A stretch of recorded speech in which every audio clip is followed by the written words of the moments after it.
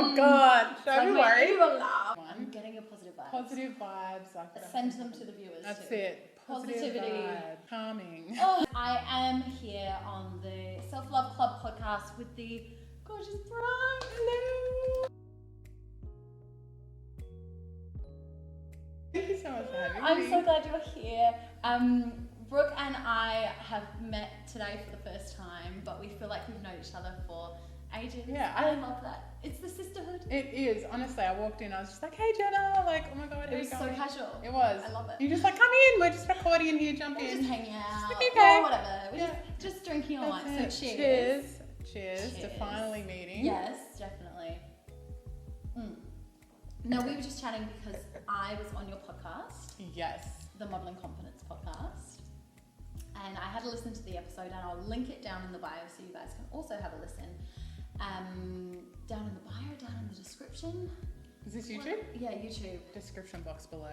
Down below. Description box below. There you go. she knows what she's talking about. But I'm interested to know why you started the podcast and why modelling confidence. Okay. The podcast, because I felt like I wanted to be able to reach women no matter where they are in their life. I'm a YouTuber from way back. Like, I feel like I was recording myself before like YouTube was even out. And you're ahead of the times. Ahead of the times, but not smart enough to actually put them on YouTube. But damn. I know. But I've been doing YouTube, and I think the reason I started the podcast was because I knew that there are so many busy mums. There are, people who have to commute like myself an hour and a half to and from work each day, and I listen to podcasts, and I just wanted to be able to reach everyone no matter what they're doing in their life, because I feel like with a podcast you can listen to it while you're walking your dogs, or you're on the way to school, or you're in between classes, or you're with the bub, you're cleaning the house, whatever it may be, you're able to reach everyone. And I feel like audio is definitely, we're seeing it a lot more. So, I mean, I do YouTube videos, I do IGTV, Instagram, podcasts, but I think the podcast is my focus because I think it can reach everyone and it can really make a difference. Love that. Yeah. And then modelling confidence. Modelling confidence, yes. So, modelling confidence, I think we all, like, when we're trying to come up with names, like, I'm sure you went through the same thing. Oh my when God, it took me so long I to can choose. imagine, like, self-love club movement, and I was just like, what do I want it to represent? I want it to represent a bit of me, but also what I think is important, what I represent. So obviously, I have a background in the modelling industry, and it's all about your appearance and how you look. And it's a big part of my background with my own self-acceptance, self-love journey. So I wanted it to be the Modelling Confidence podcast because it's not about modelling how you look. It's about modelling from within your confidence. Yeah. So I think confidence is just a massive part of loving yourself, really, and having the confidence to chase your goals and like do all the amazing things in life. So I guess that's kind of where it came from. And I think confidence as well makes you look better. Exactly. Like stuff all these like external hair, beauty, whatever. Absolutely. Like true beauty comes from within. 100%. And when you're confident and you're killing it, it shows. Yeah, 100%. It shows.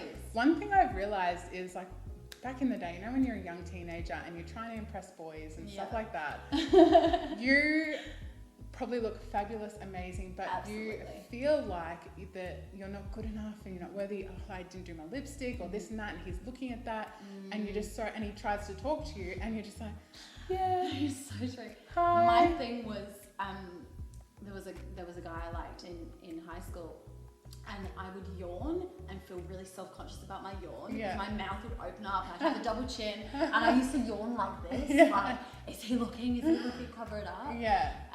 And I think that is so true. Like when we are younger, we are more insecure. So self-conscious. And, insecurities change, I think, as we get older, that we have different issues. But, going back to those teenage years, like, worrying about boys, things like that. Like, if only you very knew, conscious. girl, you could have any boy you wanted. If you're just Literally. like, hey, what's up? Like, what's going Yes. on? And Back to the confidence thing. confidence. If Yes. you weren't worrying about your physical appearance and how you looked, and you were just like so confident in yourself and your abilities, he would be like, wow. Like, what's that movie where the chick, she's just like, she wants to be a supermodel, but she's not a supermodel, and she has this mindset shift. Amy Schumer? Yes. What was it? I Feel Pretty. It was I Feel Pretty. I Feel Pretty, is it? Something like that. Something like anyway, that. I know the movie. Yeah. And she looks the same, but she feels different. Exactly. And she starts getting the guys, she starts getting the jobs she wants. And Amy Schumer is doing some really cool things with body positivity. For sure. And owning yourself as just a woman. keeping it real. Absolutely. Like, I love the shit she posts. It's amazing. And Celeste Barber is a yes, favorite of she's mine. hilarious. Oh, I love her so much. Same. Did you see her runway show the other week? Oh, I didn't know. I'll try and insert a clip of it here so you guys can see. But pretty much, she was, I think it was in Victoria, it might have been in Sydney. She did a runway show and she was just like really hamming it up, like doing all these like in her style. And I love it so much. So funny. She's awesome. She's a real inspiration, I think, for women that just want to own themselves. Yeah, for sure. But I want to know more about your modelling background. How did you get into it? Oof. Why did you get into it? What do you feel like? Sorry, I'm asking you a million questions. Yeah, no. Let's start with, how did you get into modelling? Oh God, how far back do we want to go? It goes quite far back. It goes quite far back. Okay. God. Okay, so I got into the modelling industry because I'm a very creative person, like yourself. Like I was saying, I always used to film myself and my sister and my brother doing videos and things like that because I always wanted to be an actress. Cool. I was like, I want to be in movies, blah, blah, blah. I can see movies. that. Stop it, thank you. And I loved McLeod's Daughters. Did you ever watch that? So McLeod's Daughters came to town. It was actually for a fundraiser. And I lined up for everyone to like get their autographs, and I met Zoe Naylor. And I think I was around 13. This is when I am super tall, but like I was super tall, but like super slender, you know what I mean? Okay. Like when you're 13, like you just stick thin. You haven't gone through puberty yet. Yeah, exactly. So, I was stick thin, and I had this long brown hair, and she was just like, oh my God, you should be a model. And I was just like, oh, okay. And like you look up to someone like Zoe Naylor. She was this actress, and I was just like, I'll do it. She's like, I used to model, and then I became an actress. And I was like, and you would have been like, I was like, stop it. And I was like, okay, yeah. And I was like 13, and we were going to see Lake, and my mum was like, we have to go. And I was like, Mum, wait. I'm like, Zoe's telling me I should be a model. And then Mum was really excited about it. Cool. She gave us like her phone number, her email. Seriously. And she's just like, I want you to email such and such from this agency, and they are going to love you. I don't think she realized how young I was at the time. Okay. And so that's where it all kind of started. I started thinking... 13.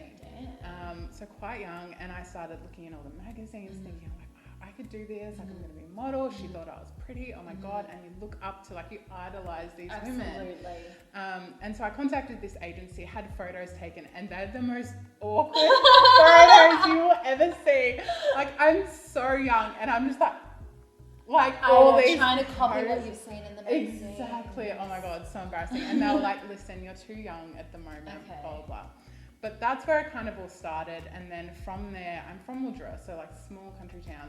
That's in South Australia, isn't it? No, just on the border. Oh, like very top of Victoria, So we used to go to Adelaide a lot actually for holidays. Nice. It's like a 4-hour drive. Okay. Cool. Yeah.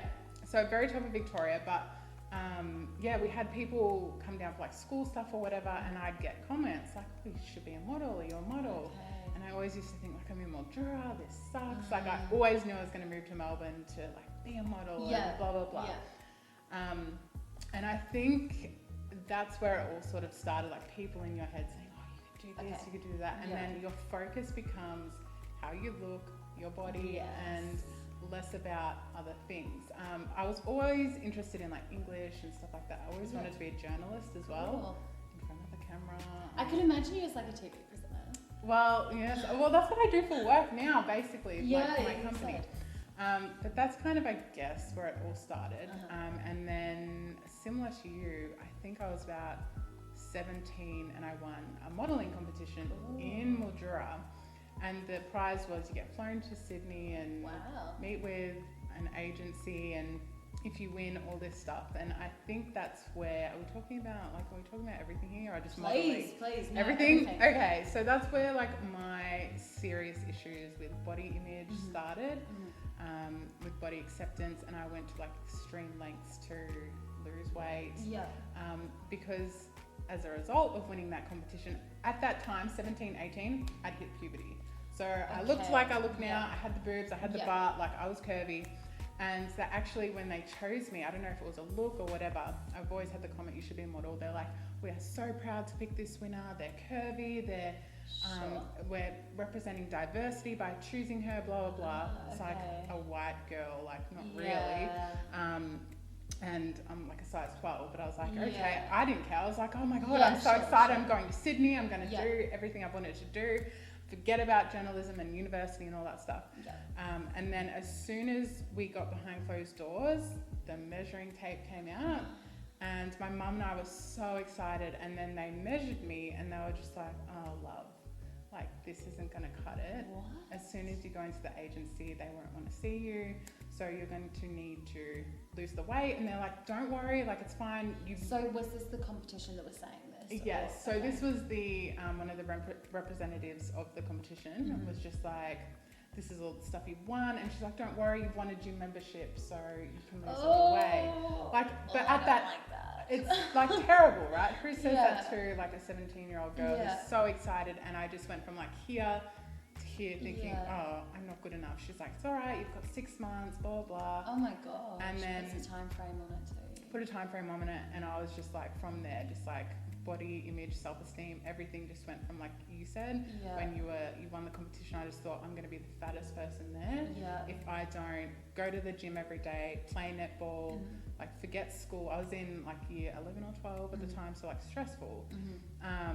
And I was working on the block, because I'm from Mildura, so I do a lot of harvest, like night shifts, stuff like that. So I had a lot of things going on, and I was not taking care of my body. I developed an eating disorder, and I had some serious like body dysmorphia around, I am so fat and so disgusting. So when I went to the competition, I lost all this weight. I looked like, you look back at photos and you're like, I looked amazing. Like there's nothing wrong with that girl. Absolutely. And I just felt like the most disgusting person there. I did not enjoy the experience at all, because I just thought everyone's looking at me thinking how fat I am. And that's, I guess, where my whole story started. Wow. Yeah. So you are a curve model now, is that correct? Yes. How do you feel about that terminology?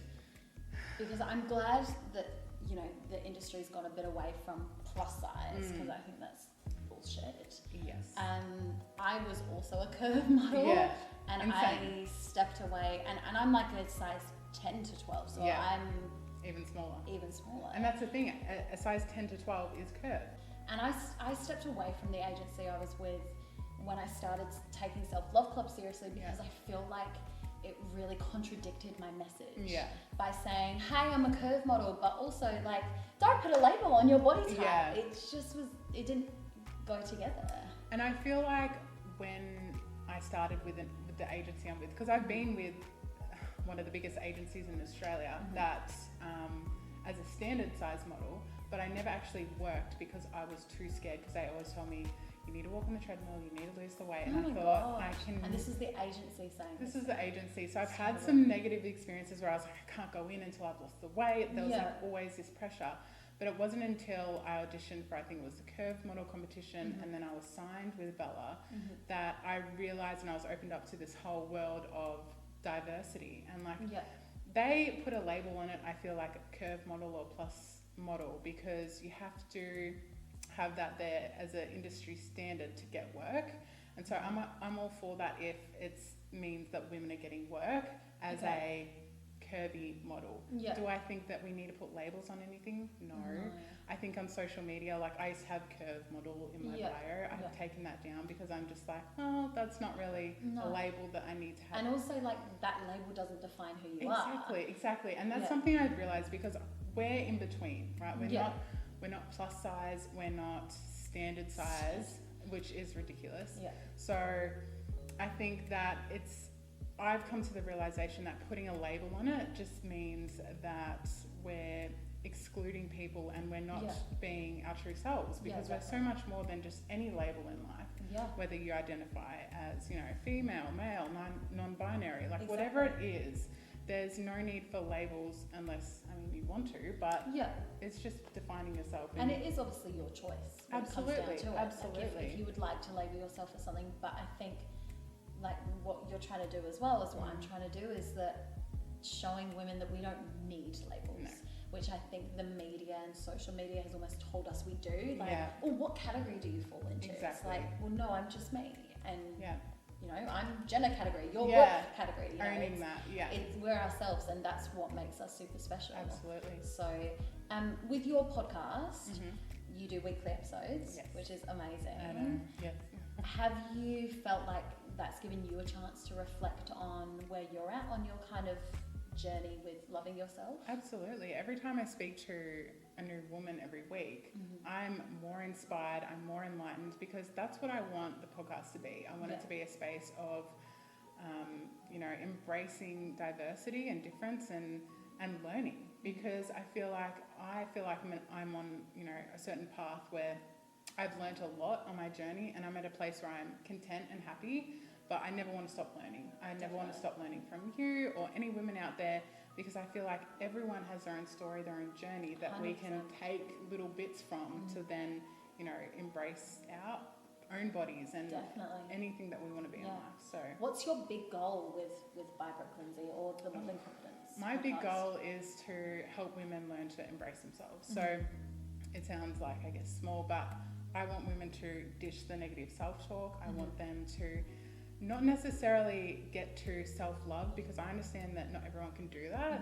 But self-acceptance to a place where you're just at peace with, this is my body, it's not going anywhere, it's mine, and I've been given it for a reason, and just accepting it. Just getting to a place of, I'm okay to go out, chase my goals, do my thing, and just accept who I am. And then from there, who knows, you could start to learn to love, your arms or this and that. And it's just building upon that. So I think with by Brooke Lindsay, my goal is to create as much value as possible, so that whatever it is someone is struggling with, they can have someone to relate to. So you're on the podcast, someone might, I extremely relate to your story, because and we are very similar. Yes. And it's very similar because in the modelling industry, it occurs a lot, our stories. Unfortunately, there's a lot of, eating disorders and a lot of negative with the modelling industry, but we're seeing a lot of positive. Absolutely. So, and there are positive changes. Absolutely. But I think with body image and eating disorders, it's becoming even more prevalent now through social media as 100%.